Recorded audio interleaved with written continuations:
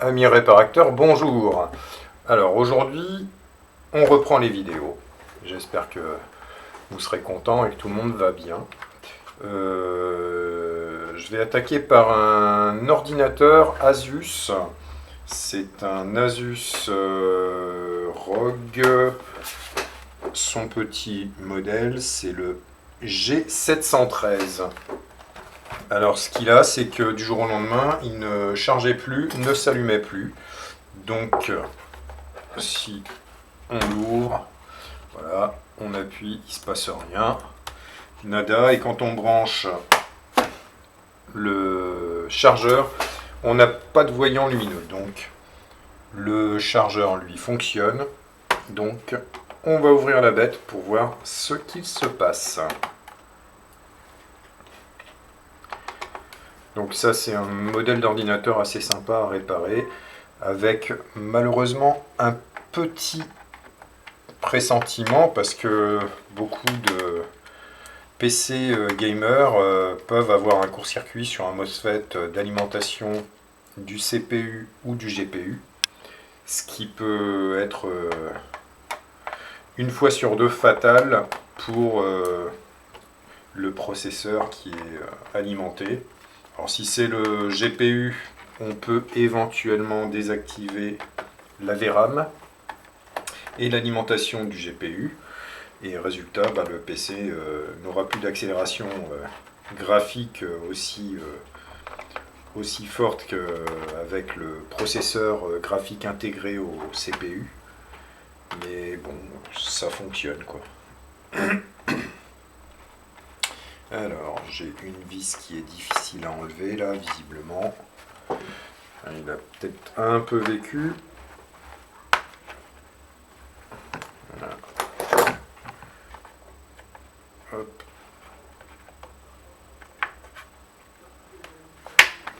Pas toujours facile à ouvrir.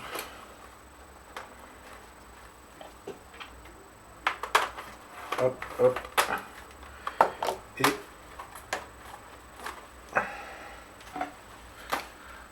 ici, il n'y a pas de vis. Ici, il n'y a pas de vis. On voit que la coque est cassée ici. Manifestement, il a déjà été ouvert. De façon un peu brutale d'ailleurs, là. Ouais, effectivement, la plasturgie a été cassée ici.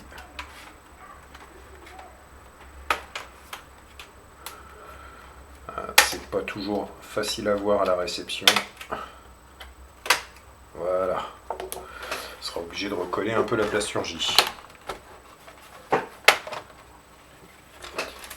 Et le PC est ouvert.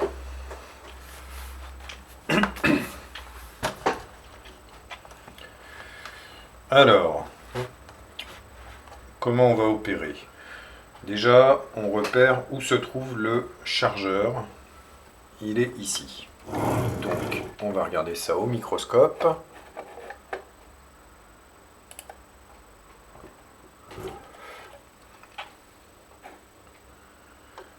Donc, ici, on a la prise d'essai pour l'alimentation du PC, qui va passer, à mon avis, de l'autre côté, parce que je ne vois pas les MOSFET d'entrée. Ensuite,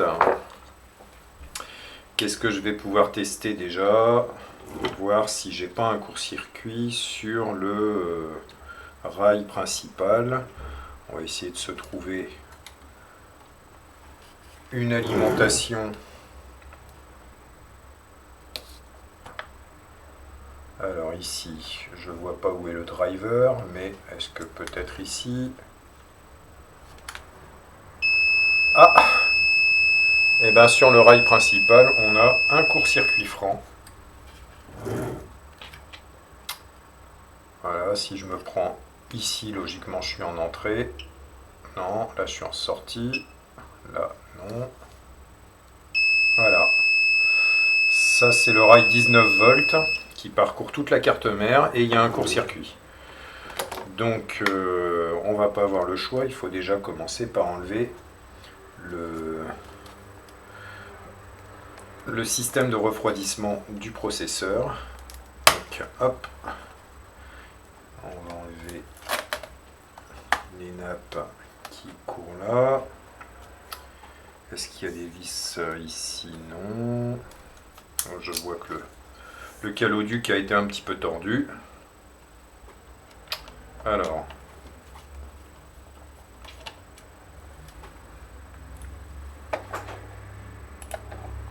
allez, on supprime, enfin on démonte le refroidissement du processeur. Je vois qu'il n'a jamais été démonté, ça c'est bien.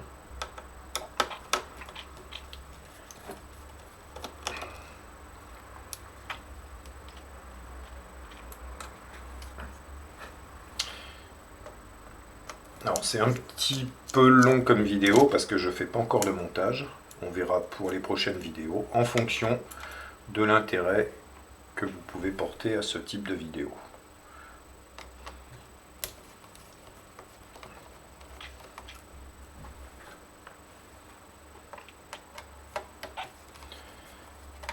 Hop.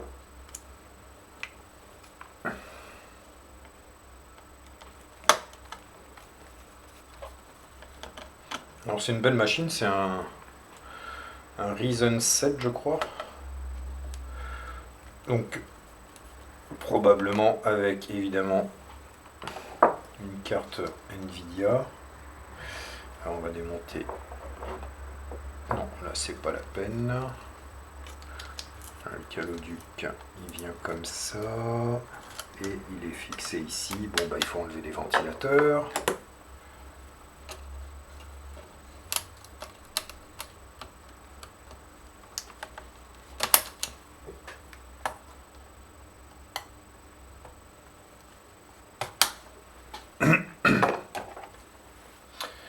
En espérant ne pas avoir à démonter toute la carte mère, mais bon, il y a de fortes chances qu'il faille le faire.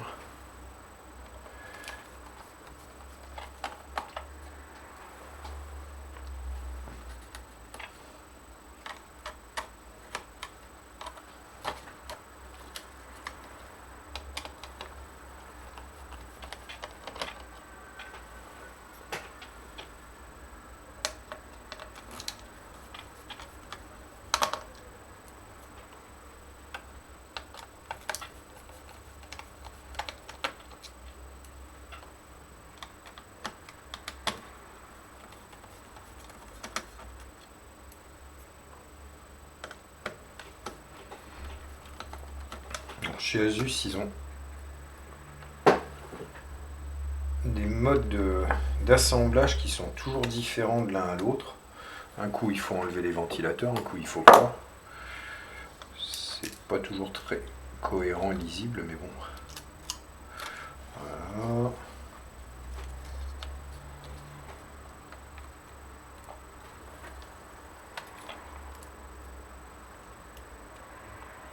Ah, bon.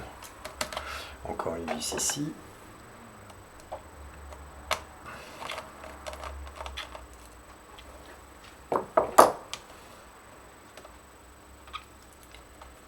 Et voilà, le refroidissement est sorti.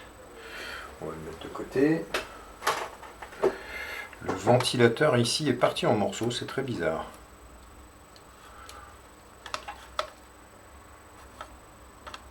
Ça c'est encore un truc qu'il va falloir coller.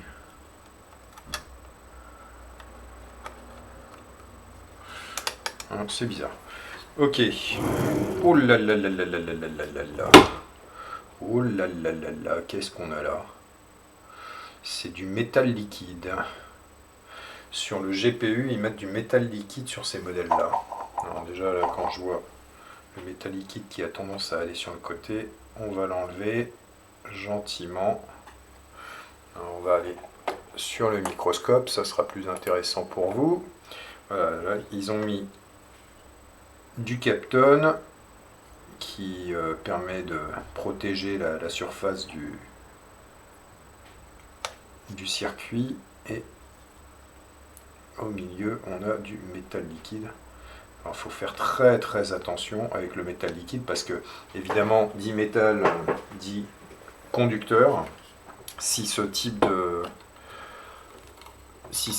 de refroidissement va sous un processeur ou sur la carte mère, ça va créer des courts-circuits directs. Donc, on va faire une petite inspection générale, voir si on ne voit pas quelque chose d'évident. Alors, là on est sur les phases d'alimentation du processeur en direct et les phases d'alimentation du GPU. Alors je vais mesurer déjà si j'ai pas un court-circuit franc sur une des phases, sachant que là tout est en commun. Donc non, là j'ai pas de court-circuit franc, j'ai 5 ohms, c'est bon. Et sur le processeur, oui, aïe aïe aïe aïe aïe aïe, 0,45 à mon avis. À mon avis, malheureusement, ça va être game over. Parce qu'avec 0 ohm, ça veut dire qu'on a un des MOSFET sur la phase positive qui a dû partir directement dans le processeur. Alors non, là, excusez-moi, ça c'est pas le processeur, ça c'est le GPU. Autant pour moi. Donc a priori, le GPU, à mon avis, il est mort. Donc là, j'ai les phases d'alimentation. Donc voilà, c'est ça. On a les phases d'alimentation ici pour le GPU et ici, phase d'alimentation pour la VRAM qui va directement là. Alors sur la VRAM, ça a l'air d'aller. On va tester encore 2-3. Ouais, ici, sur les autres selfs, c'est bon. Par contre, sur le processeur, aussi bas, ça me paraît bien curieux. Alors, ce qu'on va essayer de faire, c'est déterminer où se trouve ce court-circuit. Donc, je vais juste aller récupérer ma caméra thermique.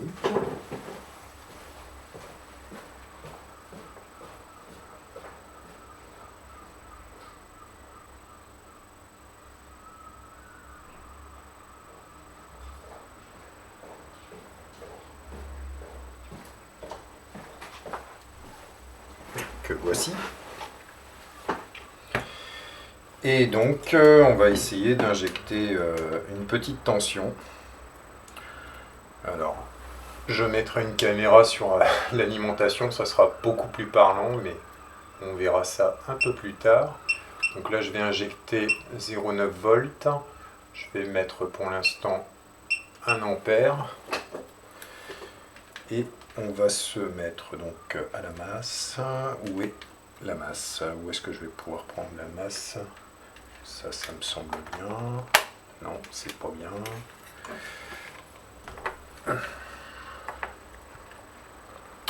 Alors, on va revenir en plan large. Donc là, j'ai ma masse. Je vais prendre ma probe. Alors, on va essayer de trouver déjà le 19 volts sur une capa. Alors, est-ce que celle-ci, ça pourrait faire l'affaire? Non.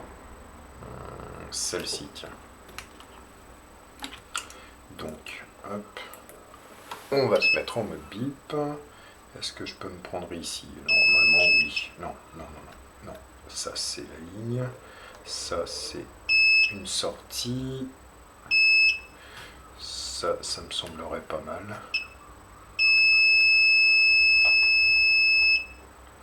Toc, toc, toc, toc. Toc, toc.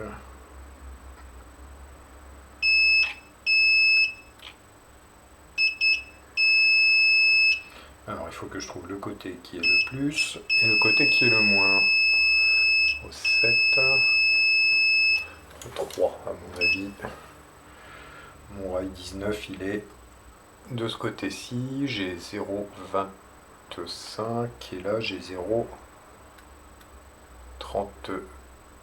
Donc ici c'est mon plus. Donc je vais me mettre de ce côté-là, pile sur cette petite. Voilà, et on voit très nettement le court-circuit. Donc maintenant, je vais essayer de déterminer d'où vient le court-circuit.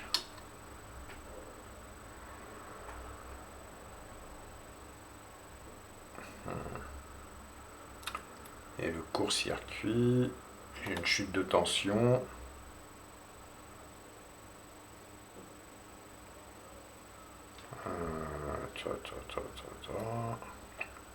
Ah.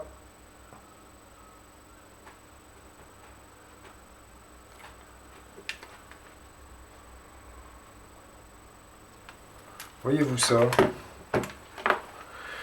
Finalement, ce n'est peut-être même pas... Ah! Ce n'est même pas la carte graphique. On va aller là. Alors, je vais vous remontrer quand même, parce qu'à la caméra, c'est toujours plus sympa. Alors, je vais enlever le microscope. Et je réinjecte ma tension sur le rail 19 volts. Voilà. Et qu'est-ce qu'on peut voir là sur la caméra? Je ne sais pas si vous arrivez à voir. C'est pas évident, il va falloir que je m'équipe. Ouais, non, vous n'arriverez pas à voir.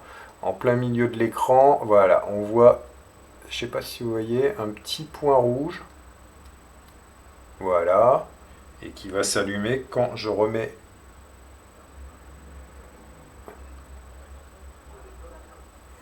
Je l'avais vu là. Hop. Voilà, on voit un petit point rouge. C'est pas évident. Je m'équiperai d'une caméra plus mobile. Donc en fait, on va aller sur le microscope et voilà ce que je viens de découvrir. Nous avons une capa qui est en court-circuit, juste là. Alors, ça c'est en général un gros coup de chance.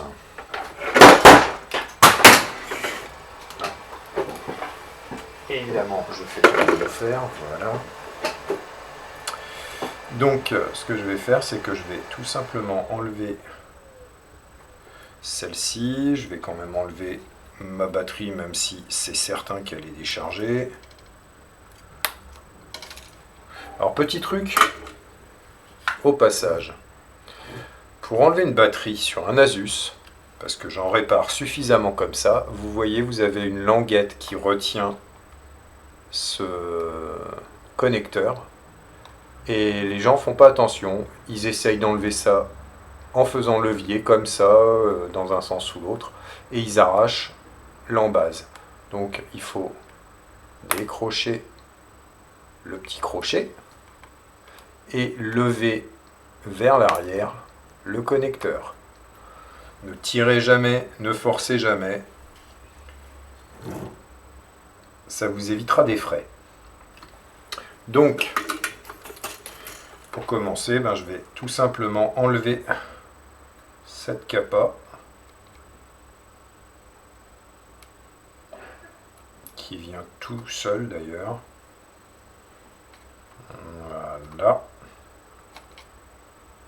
Voilà.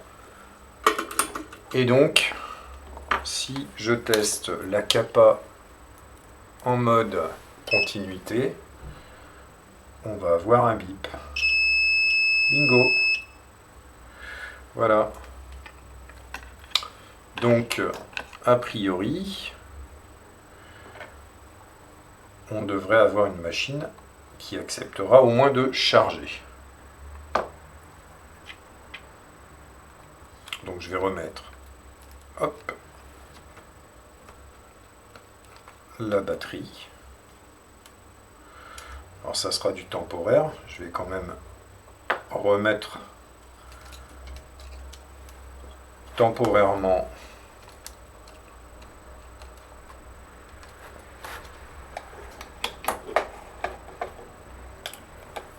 je remets temporairement le refroidissement.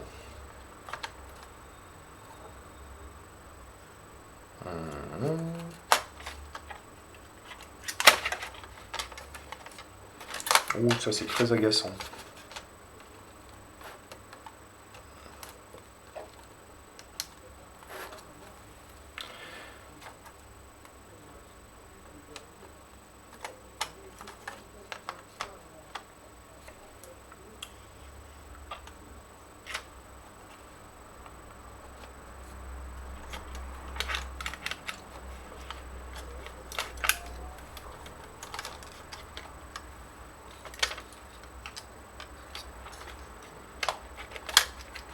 Voilà.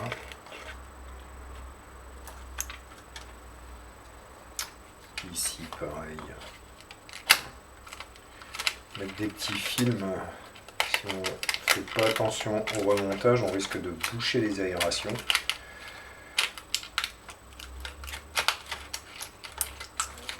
Allez, par au-dessus, voilà. Alors je vais juste remettre 2-3 vis, histoire de ne pas abîmer le processeur si jamais il venait à démarrer.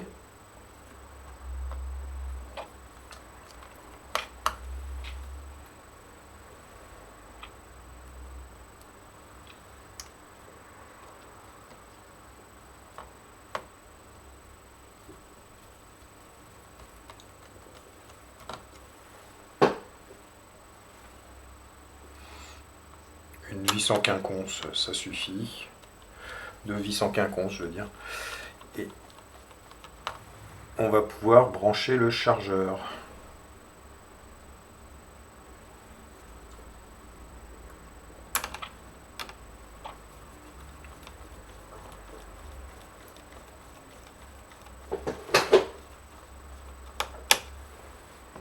Nous y voilà.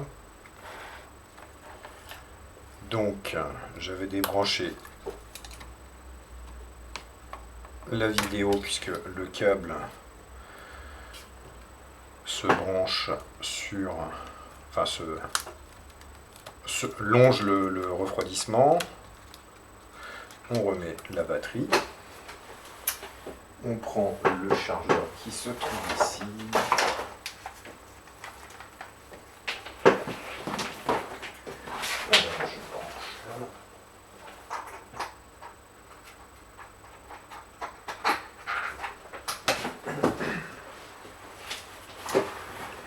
Donc,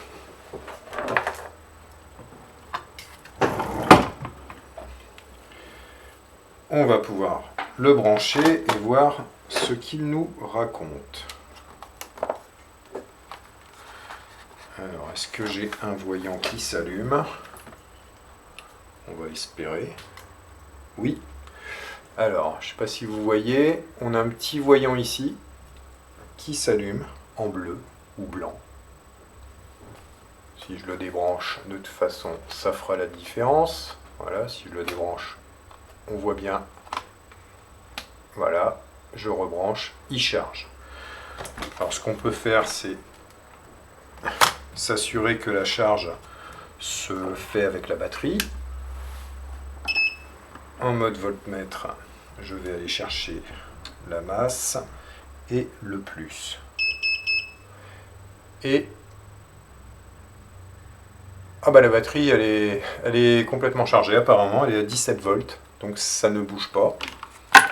Donc si tout va bien, la machine devrait démarrer. Voyons voir. Hey, hey.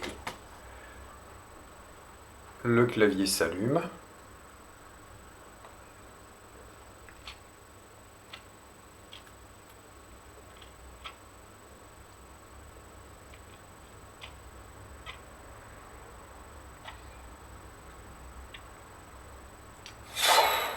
Et voilà, c'est un PC gamer sauvé.